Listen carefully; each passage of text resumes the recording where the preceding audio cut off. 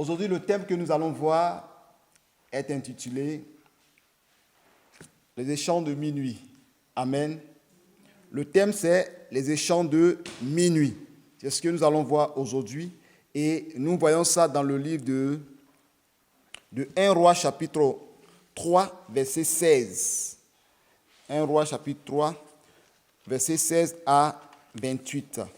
Tu prends ta Bible, tu prends 1 Roi chapitre 3, verset 16. Je lis 1 Roi chapitre 3, après verset 16. Alors 2 femmes prostituées vinrent chez le roi et se présentèrent devant lui. L'une des femmes dit, « Pardon mon Seigneur, moi et cette femme, nous demeurions dans la même maison et je suis accouché près d'elle dans la maison. 3 jours après, cette femme est aussi accouchée.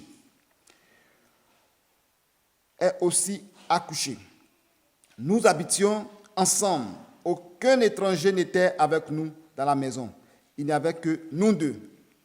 Le fils de cette femme est mort pendant la nuit parce qu'elle s'était couchée sur elle. Elle s'est levée au milieu de la nuit.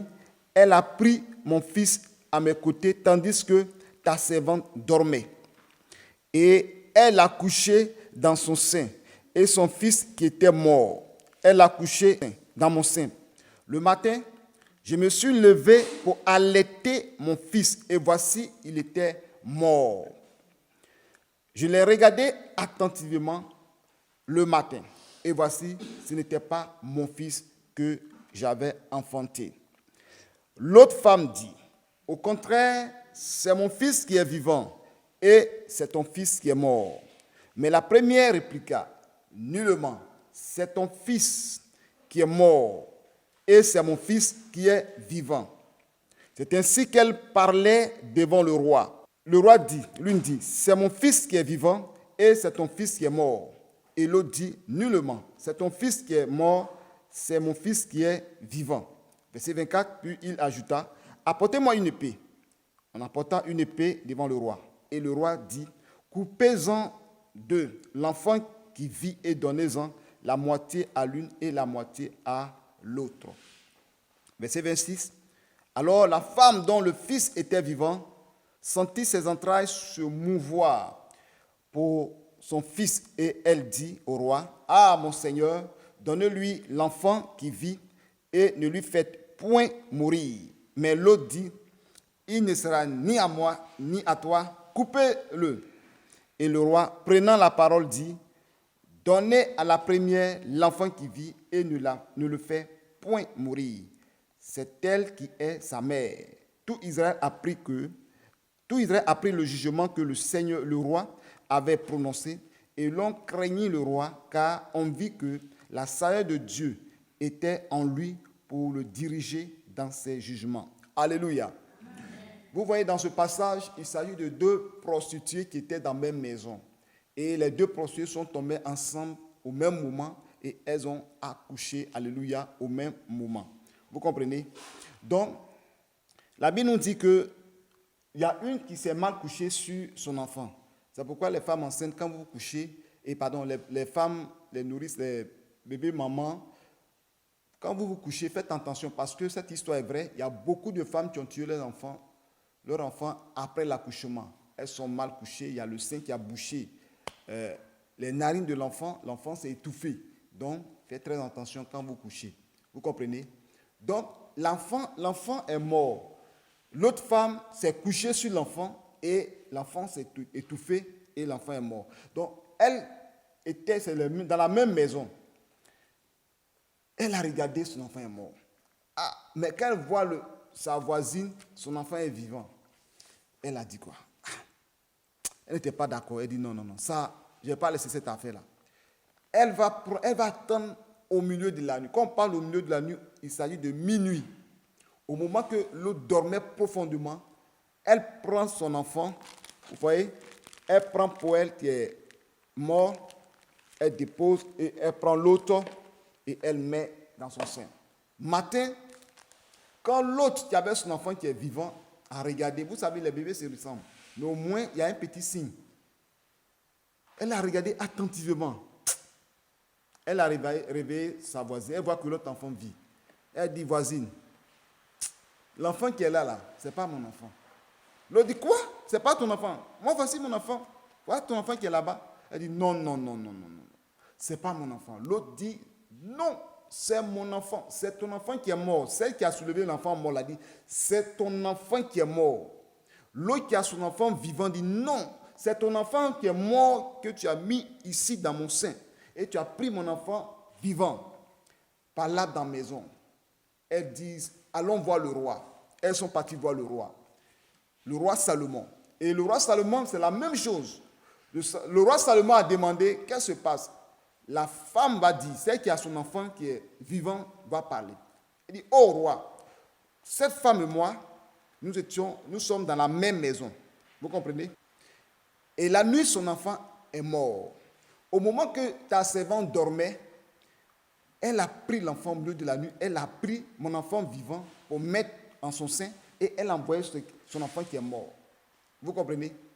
Et on demande à l'autre qui a changé l'enfant, on lui demande, elle dit non mon roi, c'est pas comme ça. L'enfant qui est mort là, c'est son enfant. L'enfant qui est vivant là, c'est mon enfant. On demande, dit non, l'autre dit non, c'est mon enfant qui est vivant qu'elle a échangé, elle envoie son enfant qui est mort. On demande l'autre dit non, le roi il est mélangé. Il dit mais attends, quand on regarde les deux bébés aussi, on ne sait pas à qui appartient le bébé là. Bon, le roi dit bon, tout ça là c'est trop long. Bon, soldat, prenez une épée là-bas. Parce que vous leur faire comme ça, là, l'enfant qui est mort, lui vivant, c'est mon enfant, l'autre enfant, tout ça là, ça me mélange trop. Bon, soldat, attrapez les pieds de l'autre, le bébé. 2 personnes attrapent les pieds, une personne attrape au niveau de la tête. Coupez l'enfant en 2 et donnez une partie à l'autre, donnez une partie à l'autre. Quand ils ont dit ça, celle qui sait que c'est son enfant qui est vivant, elle a senti ses entrailles se mouvoir. Elle a senti, franchement, qu'elle ne veut pas qu'on tue son enfant. Elle dit, oh roi, si c'est comme ça, qu'elle prenne l'enfant. Vous savez où ça me fait rire, là il vient. Qu'elle prenne l'enfant. À ce moment, on fait comment? Celle qui dit elle veut l'enfant, elle devait dire, youpi. C'est ça, non? Elle peut dire, oui, j'ai gagné, youpi. Elle dit, non, si c'est comme ça, on va couper l'enfant. Alléluia. Toi, tu dis, c'est pour l'enfant, tu es pour lui. Mais on dit, on va couper. Maintenant, on dit, bon, on va couper. Elle dit, si c'est comme ça, roi, moi, je ne prends plus l'enfant, on va couper même en 2. Ou bien les sorciers sont méchants. Alléluia. Tu es parti là, ça me fait trop rire. Enfant, tu dis, c'est pour toi. On dit, bon, si c'est comme ça, on va couper en 2. Puisque tu voulais l'enfant, tu dis, ton enfant est vivant. Donc, on a qu'à te donner en même temps. Amen. On dit, prends. Si c'est comme ça, la femme dit, prends. Comme tu dis que c'est faut pas me battre, on a qu'à prendre. Elle dit, non. Je ne prends plus. Couper l'enfant en 2. C'est la sorcellerie, ça. Alléluia. C'est parti de faire tout rire. Bien-aimé, c'est comme ça que Dieu va confondre tes ennemis. Amen. La Bible nous dit que les 2 femmes étaient dans la maison. Et chacune a fait son enfant. Et chaque enfant vivait avec sa maman. Et l'autre s'est couché sur l'enfant. Et la nuit, l'enfant est mort. Elle a mal dormi et l'enfant est mort. Et la Bible nous dit qu'au moment qu'elle dormait, elle a attendu au milieu de la nuit. Alléluia. Le thème, c'est les échants de minuit.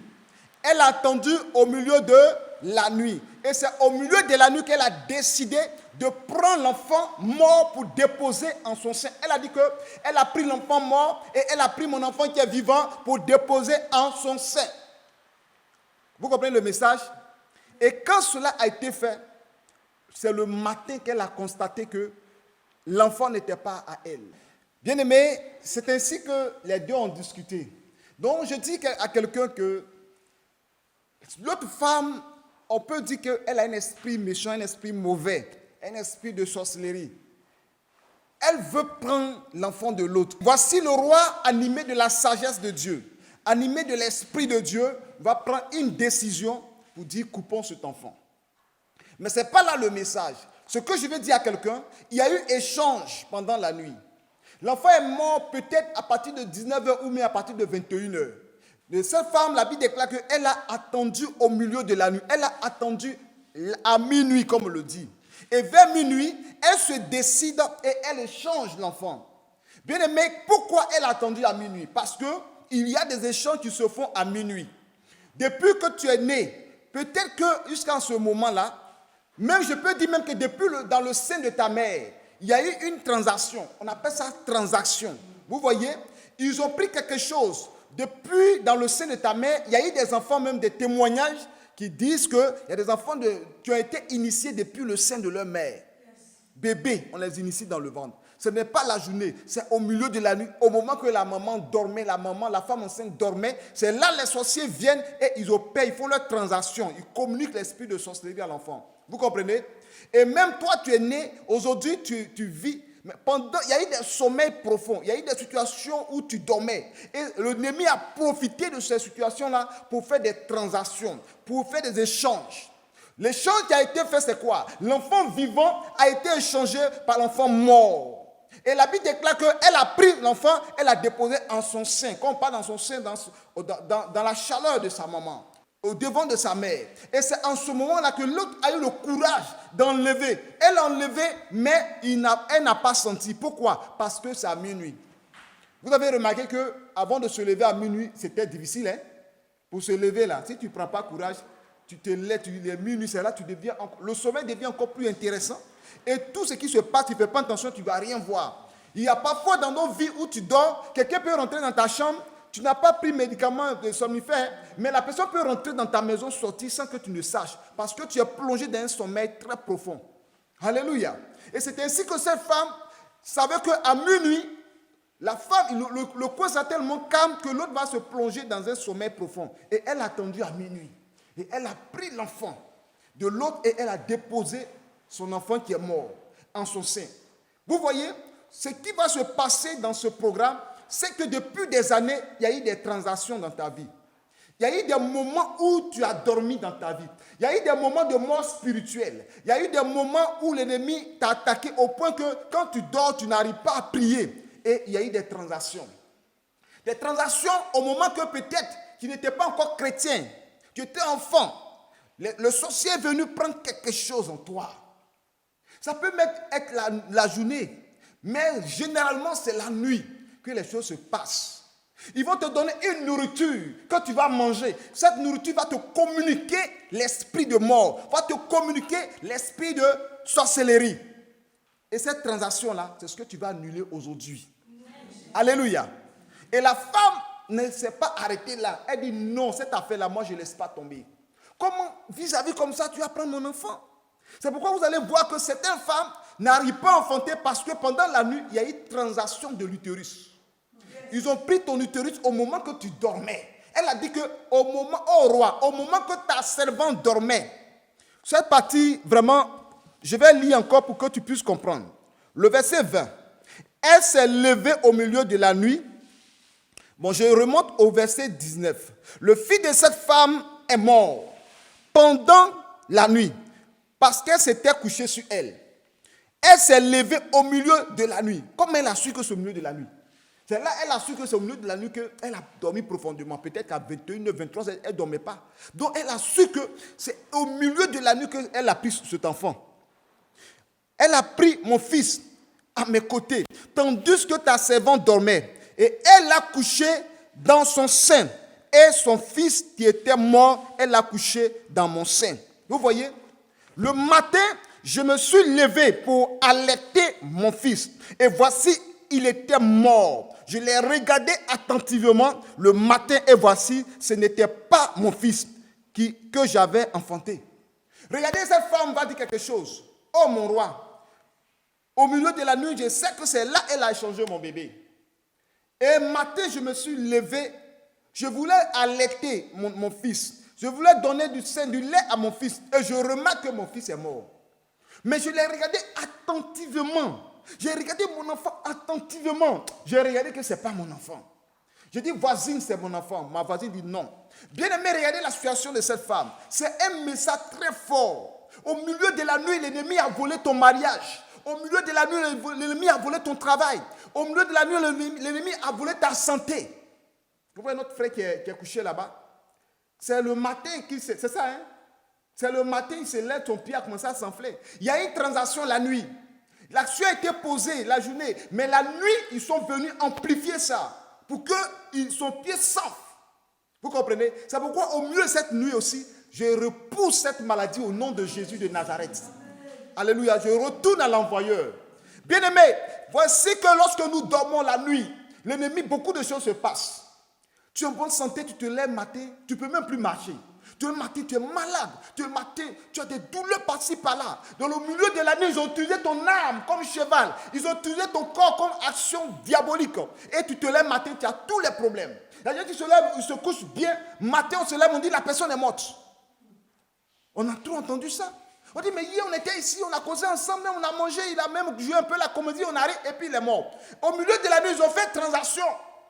Ils ont pris son âme et ils ont mis en lui la mort. Et la mort est demeurée dans ses membres. C'est pourquoi quand il y a des morts, les hommes de Dieu qui prient sur les morts, quand nous lisons la Bible, et Élie a dit, Élisée plutôt a dit, enfant, que son âme revienne au-dedans de lui. Et l'âme est revenue. Alléluia. Donc je dis à quelqu'un, il y a quelque chose de grand. Ton étoile a été volée au milieu de la nuit. C'est pourquoi tout ce que tu fais, ça échoue. Tes actions que tu poses ont été volées au milieu de la nuit. Je te dis une chose, tu vas récupérer. Votre nom de Jésus n'est pas fort. Tu vas récupérer. Alléluia. Parce qu'ils ont pris des choses dans ta vie. Le Seigneur va te repositionner. Ce que tu as perdu, le Seigneur va te repositionner. Alléluia. Et au milieu de la nuit, il y a eu des transactions. Quand vous lisez la Bible, vous allez remarquer qu'au milieu de la nuit, Paul et Silas ont récupéré leur délivrance. La Bible nous dit dans Actes 16, vers le milieu de la nuit, Paul et Silas ont commencé à prier et à chanter des cantiques. Et un ange de l'Éternel est descendu et il a bousculé la prison.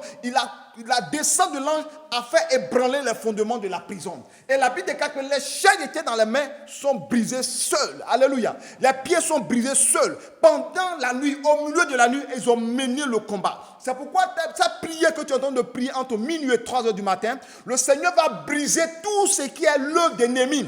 Le Seigneur va briser tout ce qui est des liens. Le Seigneur va amener son âme pour te libérer. Au moment que ta servante dormait. Il y a eu des fois dans ta vie, tu as trop dormi. C'est là qu'ils ont fait quelque chose dans ta vie.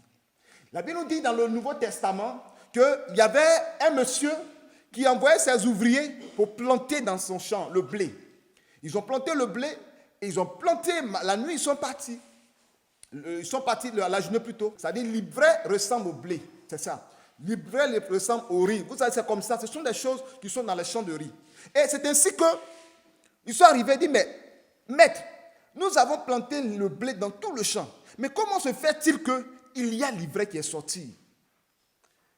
Le patron a regardé, il dit non, laissez. Il voulait arracher. Il dit non, c'est parce que vous étiez en train de dormir, vous avez sémé, vous êtes parti à la maison. C'est la nuit que l'ennemi est venu s'aimer l'ivraie. Parfois, tu as un bon comportement, tout le monde parle bien de toi. Mais il arrive un moment donné, ton comportement change. Parfois, tu as un bon comportement où tu n'as pas les mauvaises pensées dans ta tête, mais il arrive des moments maintenant, il y a des mauvaises pensées qui passent. L'ennemi va s'aimer l'ivraie dans la vie de quelqu'un qui est en bonne santé. L'ennemi va s'aimer l'ivraie dans l'utérus d'une femme. Pour s'aimer l'ivraie, c'est quoi? Dans l'utérus, il va s'aimer des fibromes.